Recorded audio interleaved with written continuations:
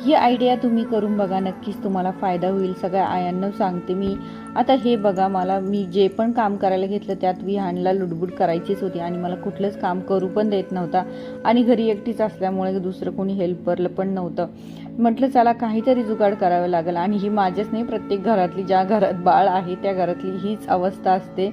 काम करू देत नाही आणि काम तर वेळेवर झालंच पाहिजे. म्हणून एक दोरी घेतली, छोटासा बॉल त्याला फिट केला आणि म्हटलं तू इथे बॅट बॉल खेळत बस, कारण तेवढ्या वेळात माझं पटकन जेवढं पण होईल तेवढे काम उरकून जातील.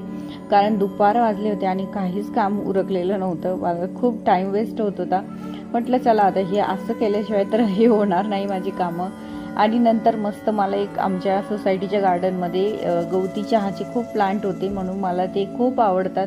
त्यातले एक घेऊन आले, मस्त त्याचं रोप लावून घेतलं.